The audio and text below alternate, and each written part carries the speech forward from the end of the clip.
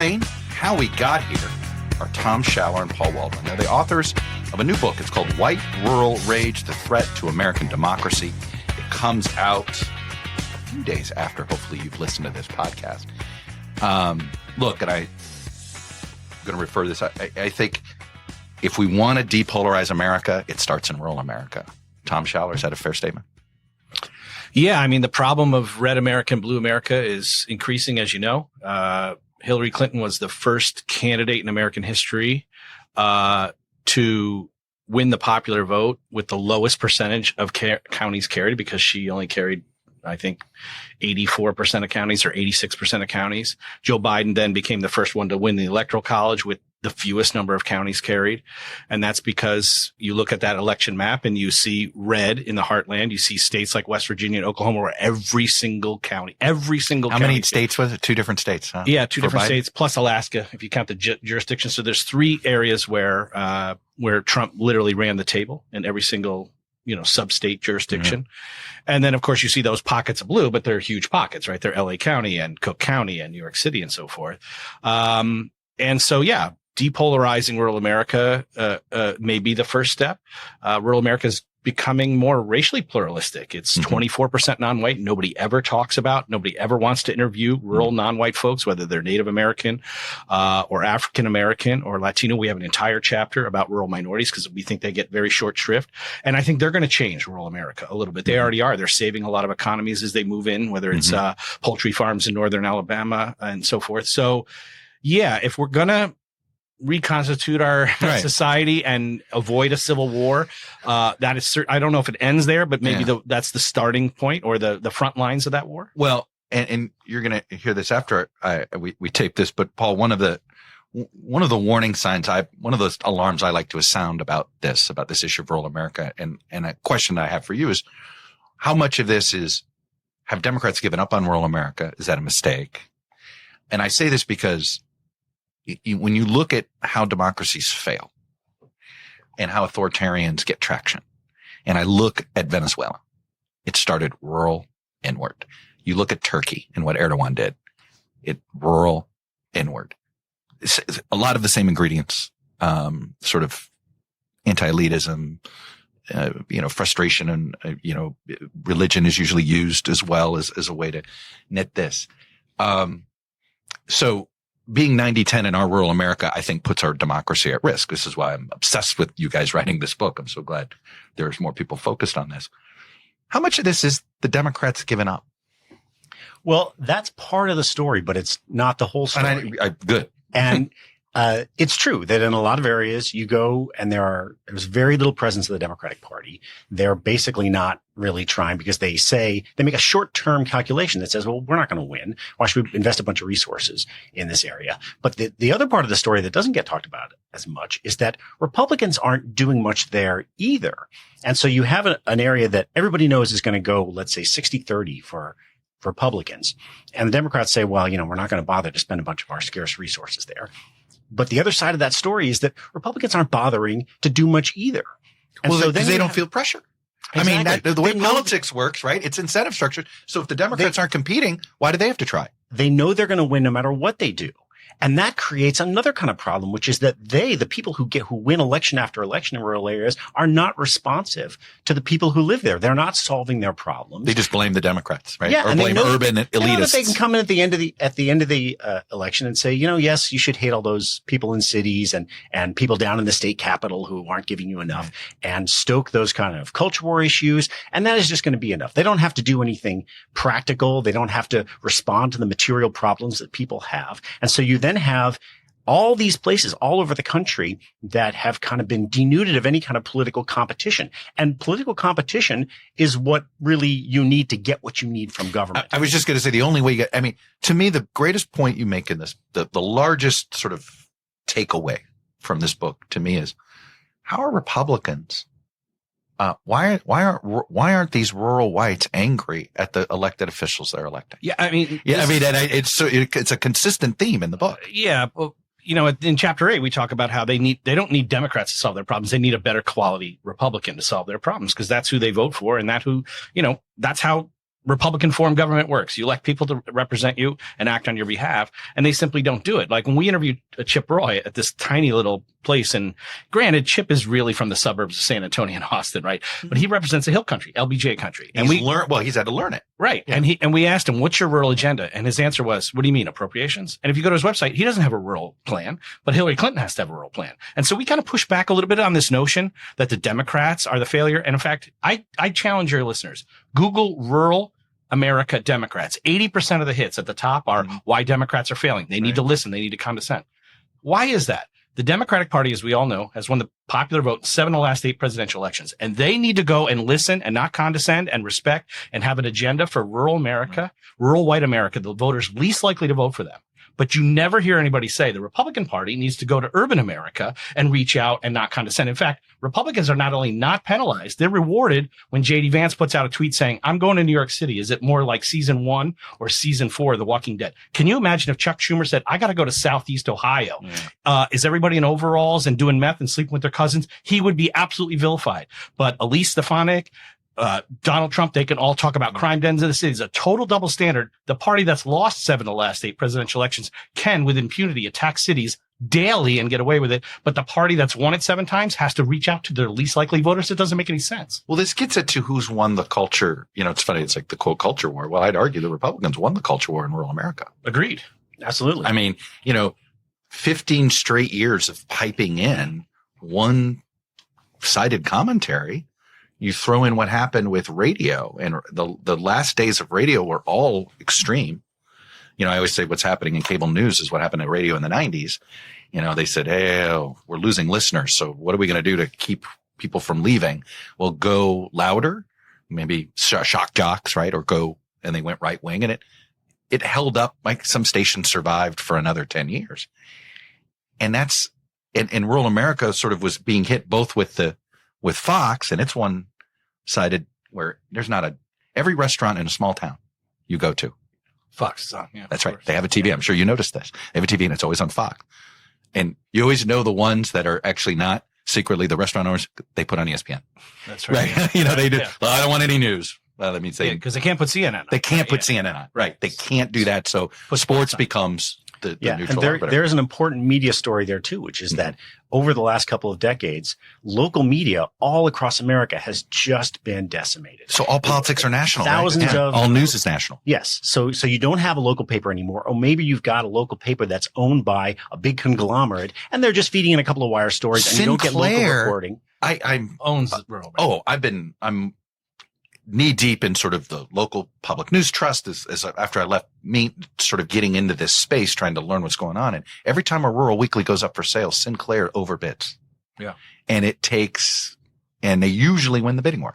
Yeah. And when that happens, it has all kinds of negative effects. If you don't have somebody who is in City Hall asking questions of the city council and the mayor and finding out what's really going on, corruption just flourishes, and people don't feel like they're connected to their local politics, like they have any kind of a voice. And as you say, they're just hearing Fox News. They're just hearing the national news, which is very polarized and is telling them over and over that there are these other people that you need to hate and resent. And it disempowers people from the sense that they can actually do something about what's going on in their communities. And it also pushes aside those kinds of issues that aren't necessarily so partisan about what our schools are going to be like. Do we need more lights downtown on Main Street? That kind of a thing that isn't always going to be polarized based on your opinion on abortion and taxes and stuff. Yeah. We interviewed 4 town supervisors in the Adirondack North Country, Elise Stefanik's district, right? Harrietstown, which is Saranac Lake, Malone, which is in Franklin County, and 2 others in Essex County, which is where she lives, including Willsboro, which is her home. It's actually her parents' summer home, of course. Elise Stefanik did not grow up in North Country. She grew up in Albany and went to Albany Academy for Girls. It is amazing. Harvard, right? So I've got relatives in Albany, and it is striking. There's like this little blue circle in Albany. That's right. And then all of a sudden it's super mega. Yeah. No. So we go up there and we interviewed 4 town supervisors. They're all Republicans. Yeah. And the thing about a town supervisor, Chuck, to your point, is like they might have a little glory wall, like if a Republican official came there or Lee Stefanik, and they all voted for Trump and they all voted for Stefanik. But when you're a town supervisor in a little town like Willsboro, what are you worried about? You're worried about fishing permits and boating permits and shellfish getting onto the bottom of the boats and summer rentals and this kind of stuff. And when we talk to these town supervisors, they didn't talk about national partisan politics. And a couple of them said, I actually wish all of this Republican, blue, red, Democratic stuff was not involved in our local politics. Because like Paul said, like a big issue there is summer rentals, Airbnbs and stuff, because the locals want the revenue, but they don't want the loud traffic and the people aren't obeying the recycling laws. What's that got to do with national politics? And then there's older residents. Nothing. No, right. This happens in a lot of these vacation absolutely nothing. communities. They're concerned about the biggest issue. Roy Holzer is the town supervisor in Wilmington, which is in the shadow of Whiteface Mountain, right? In the Olympic Village. Their big issue is that Lake Placid's 24-hour emergency room wants to go 8 hours dark in the middle of the night. And he's like, our people will have to go to Plattsburgh or maybe even Burlington. They may die on the way. That's a rural hospital issue. That's a rural hospital issue. And he's like, I cornered, Kathy Hochul when she was in town, right? I cornered the governor. Like, you cannot shut this down. I don't care if it's operating unless people will die. Now, what that has to do with national politics, you tell me. Nothing. Right. Well, actually, there is a connection, though, and this is something we found as well as we were going around. We talked a lot about this in North Carolina with people we visited there because they just finally decided that they're going to accept the expansion of Medicaid from the Affordable Care Act. And, we were talking to one county council person in a majority black county in North Carolina, a rural county, who said that not only do they not have a hospital in her county, they don't even have an urgent care center. And so people have to, go half an hour away to get to the hospital. That's why, for instance, almost half of all traffic deaths in America occur in rural areas because one of the consequences, you can't get to the hospital fast enough. Right, yeah. And so when you don't accept the expansion of Medicaid, what does that mean? All these rural hospitals that absolutely depend on funding from Medicaid, they can't make ends meet. They're losing money and they're closing again and again and again. And one of the things about that is that the constituents that get hurt the most are the people who are the foundation of Republican power in those states. They gerrymander so that rural areas where there are a lot of rural whites get more influence, more leverage, and then that helps the Republicans in the state legislature keep their hold on power. And then they decide that they're not going to accept Medicaid that so many of their constituents depend on. And so that's a way that these kind of national issues, right, which it's not about some sort of, careful assessment of what their constituents needs. It's about their feelings about Barack Obama and big government and all that. And then that filters down to immiserating the people in those rural areas. Yeah. Jonathan Metzl, he's written about this issue at length. He looked at Tennessee, looked at Kentucky. States are very similar in their populations. Kentucky immediately adopt the Medicaid expansion of Obamacare, watch their uninsurance rates go down, their healthcare metrics all go higher, better. Tennessee is one of the 10 states that still hasn't done it, and they're having all these healthcare problems. Now, in Kentucky, McConnell was smart. He called it Connect, K-Y-Nect, because they didn't want people to know it's Steve Beshear is the one that came up. Right, Steve Beshear, sorry, right. Yeah. Because they didn't want people to know it's Obamacare because they would oppose a law that helps them. And what is the national pattern now? Within 9 years of Obamacare passing, the uninsured rate for under 65 adults over 18, not covered by Medicare, was 24% in rural America. Within 9 years, it was down to 16%. That means 1 out of 3 rural Americans got insurance under Obama for the same people who are voting against Obama and voting for Trump to repeal and replace. Well, let me go deeper in Kentucky. I was going to bring Kentucky up because Beshear has been able to, the Beshear family has been able to sort of break this sort of rural mindset. But there's something else I happen to be very connected to, a guy who runs the Rural Journalism Center at the University of Kentucky. Yeah. A guy named Al Cross. Yeah. And it's interesting. I emceed a couple of years ago an awards program just for rural journalism in Kentucky. There really is a concentrated effort to support in it. And it was almost at the time, it's funny, all the storms they've been hit hard over the last, basically all through the Andy Beshear terms. He's been hit hard with these floods, sort of, our extreme weather has been hitting Kentucky's been hit rather hard. The need to communicate in rural America had been something. And so there's something about why Kentucky seems to be a potential blueprint, I guess, Paul. It's sort of, there is some local rural journalism. And so then you see an issue like Obamacare get treated differently. Yeah, and it shows how you have to kind of line up a bunch of different things to have go right for a Democrat in those areas. Mm-hmm. It reminds me of something somebody told us that was interesting. We were talking about this issue of the fact that even though there's, rural America is overwhelmingly conservative, there's still plenty of liberals there. If you're in a place where, it voted 70-30 for Trump. In some way, the liberals are more liberal. In rural, it's because you see that here in urban America. Sometimes the conservative, they get more defensive. So liberalism is sort of a brighter blue in rural America, just like MAGA sometimes is a brighter red in the District of Columbia, for instance, at times. Or in the city. And so if you're in that 70-30 place, well, a 40-point difference, that's huge in an election. Nobody's going to bother to put any resources. But 30% is a big portion of that community. In the Electoral College, that vote counts the same. Yeah. And so, but those people feel isolated. And, I was talking about this on my podcast with Monica Potts, who wrote a great... Eventually, we'll all only communicate via podcast. That's right. Hey, let's interview each other on each other's podcast. She wrote a great book called The Forgotten Girl. She's from rural Arkansas. And we were talking about this issue, and I brought this up about, 30%, something like that's a lot of people. And she said, yeah, but if you're in that 30%, you always lose. And it feels really like you're totally, not only are you outnumbered, but the more that things get caught up in politics, and especially some of these big issues like whether or not the library is going to have, the certain kinds of books in it, you just feel like no matter what, you're always outnumbered. You're always going to lose, and it's really disheartening. I've noticed an interesting phenomenon, though, that's going on in rural America elections, where in the specials, Democrats win a handful of these races. Every now and then, there was a race I happen to be quite familiar with. Somebody I know was working on one, like a county auditor race in Iowa, rural Iowa, and they won by making it about, hey, the other guy's talking about all these national issues. Who's talking about zoning issues, right? Like it was the Democrat won by being all politics is local, by going local. I think you can still win if you focus on the local in some of these races, but especially if you end up with a MAGA opponent, right? Because that MAGA doesn't. They only have national issues. That's right. Yeah. If you're only talking national, you can undercut that. Yeah, and also special, it's the only race going, and that helps too. Yeah, and now what used to be. It used to be an article of faith that low turnout elections favored Republicans, but that has changed now. It's totally flipped. The super voter among white voters. The super voter has the super suburban voter is a more affluent voter. More votes Democrat more than they vote Republican. So you put those two things together and you can win some local races. Yeah. But still, I mean, Trump actually went 62% of the rural vote in 2016, 71%. So at a time when the country didn't move away from him a lot, right? Yeah. But he lost to Hillary Clinton by 2.1%. Then he lost to Biden by twice that, 4.4%. So the country moved net about 2% away from Trump. Rural America moved 7% toward him. So they're gone, I think. And we looked at his 100 best performing counties in the country. They're almost all rural. Aren't they all losing population?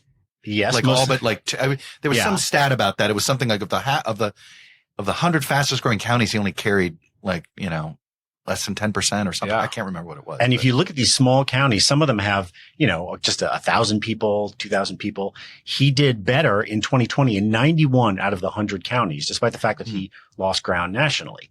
And so those people, they didn't get a lot from him. Is that an information? Do you think that's an information gap? I think it's emotional. There was an interesting study that just came out in the National Bureau of Economic Research about his trade wars. And what they found was they looked county by county. And what they found was that there was really no economic benefit. And that was the way he sold him. We're going to fight back against China. It's going to improve jobs here. There was no jobs benefit. In a lot of places, it actually cost jobs because there was retaliation from China. But it was still of a political benefit in a lot of those places in the heartland. So even if people didn't get anything practical, they got this kind of emotional satisfaction out of, he's standing up to them. And that's one of I think the key things about Trump that's so important to understand is that, and this goes back decades and decades. If you think about this, his essential argument that, the whole system is rigged, both parties, neither one of them is doing anything for you. There is a certain truth there. And if you accept that, then you stop expecting either party to do anything for you materially. And you say, well, I like what that guy's saying, and he says it in a way that I like. And so that's enough for me. So does that explain the whole, why own the lib? It's more important to own the libs than to get a benefit? Yeah. I mean, I think it does feel like you see that sometimes. I'd rather own the libs than make the border safer. Right. I think if you believe that neither party can deliver any material benefits, and once you convince people of that, then it's going to reduce to culture war. We already agreed that the right has won the culture war.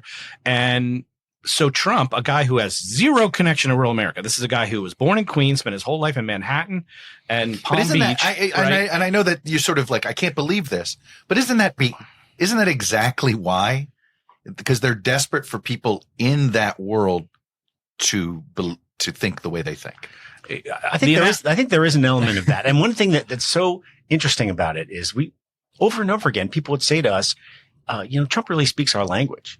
And your first response is that? What are you talking about? He says what I'm thinking. Exactly. That was another one that you'd always get in 16 and 17. Well, he's saying, he seems to say what I'm not allowed to say. Right. He's a safe harbor for your prejudices and fears and anger. And it was sort of this vicarious thrill you get from somebody who is vulgar and insulting and cruel and says it from New York City. And very, very entertaining. And so one of the things about that is that he kind of disproved that thing that Democrats always get told, especially is, well, how are you going to get the votes people in rural areas? Well, you have to go there and you have to listen.